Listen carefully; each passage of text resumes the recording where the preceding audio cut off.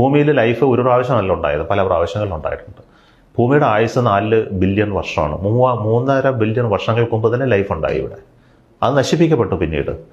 പിന്നീട് ചൂട് വന്നു. അതിനുശേഷം ഐസ് ഏജ് ഉണ്ടായി, കടന്നുപോയി. അപ്പോഴും ലൈഫ് ഉണ്ടായി, അത് നശിപ്പിക്കപ്പെട്ടു.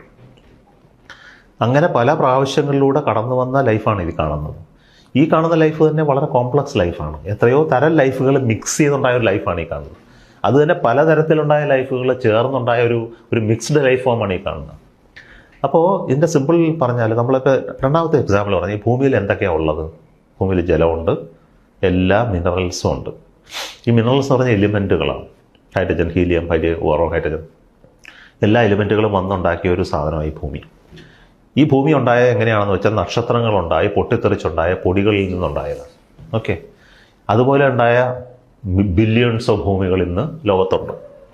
അവയെല്ലാം ഉള്ളത് ഇതേ സ്ട്രക്ചറാണ്. ഈ കാണുന്ന സാധനം പോലെ തന്നെയാണ് മറ്റേതൊരു പ്ലാനറ്റും. ഇവിടെ എന്തൊക്കെയുണ്ടോ അത് അവിടെയുണ്ട്. ക്വസ്റ്റ്യൻ വെള്ളമായിട്ടുണ്ടോ, ഐസായിട്ടാണോ, ഗ്രാവിറ്റി ഇതുപോലെയാണോ, ഇപ്പോഴും ചൂടാണോ, തണുപ്പാണോ, ടെമ്പറേച്ചർ അത് എത്തിയിട്ടുണ്ടോ എന്നുള്ളൊരു ചോദ്യങ്ങൾ മാത്രമേ ഉള്ളൂ. അതിൻ്റെ അർത്ഥം ഇവിടെ ലൈഫ് ഉണ്ടായെങ്കിൽ തിളച്ചു മറിഞ്ഞ് നടക്കുന്ന ഭൂമിയിൽ 3.5 ബില്യൺ വർഷം മുമ്പ് ലൈഫ് ഉണ്ടായെങ്കിൽ ഈ പറഞ്ഞ സ്ഥലത്ത് എല്ലാ ലൈഫ് ഉണ്ടായി കാണും, മെജോറിറ്റി സ്ഥലങ്ങളിലും. കാരണം അങ്ങനെയാണ്. കാരണം ഈ പറഞ്ഞ എലിമെൻറ്റുകളും കണ്ടീഷൻസും അവിടെയുണ്ട്.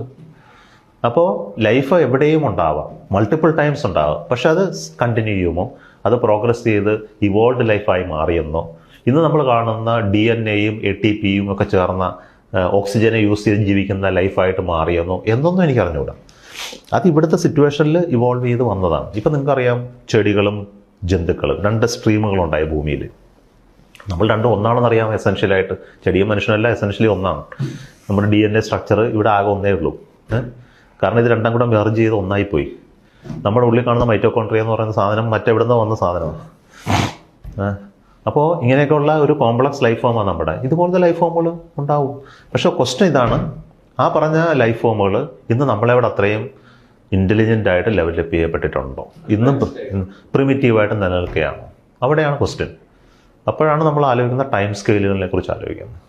ഈ പറഞ്ഞ ഇൻ്റലിജൻസ് എപ്പോഴാണ് വന്നത്? മനുഷ്യൻ വന്നിട്ട് തന്നെ 80,000 വർഷമായിട്ടുള്ളൂ. അതിൽ ഈ പറഞ്ഞ ഇൻ്റലിജൻസ് ഒക്കെ വന്നിട്ട് കുറച്ച് ആയിരങ്ങൾ വർഷങ്ങളേ ആയിട്ടുള്ളൂ. ഈ യൂണിവേഴ്സ് എക്സിസ്റ്റ് ചെയ്യാൻ തുടങ്ങിയിട്ട്, ഈ സ്റ്റാറുകൾ ചെയ്യാൻ തുടങ്ങിയിട്ട് ബില്യൺസ് ഓഫ് വർഷങ്ങളായി. ഇതിനുള്ളിൽ ചിലപ്പോൾ ഇതൊക്കെ വന്നു പോയി കാണും, ഇനിയും വരുമായിരിക്കും. പക്ഷേ ചിലപ്പോൾ നമ്മളെക്കാളും അല്പം പുറകിലായിരിക്കും, ചിലപ്പോൾ നമ്മളെക്കാളും ലക്ഷം വർഷങ്ങൾക്ക് അഡ്വാൻസ്ഡ് ആയിരിക്കും. രണ്ടും പോസിബിളാണ്. പക്ഷെ ഒരു ഇഷ്യൂ എന്ന് പറയുന്നത്, അവർക്ക് ഈ പറഞ്ഞ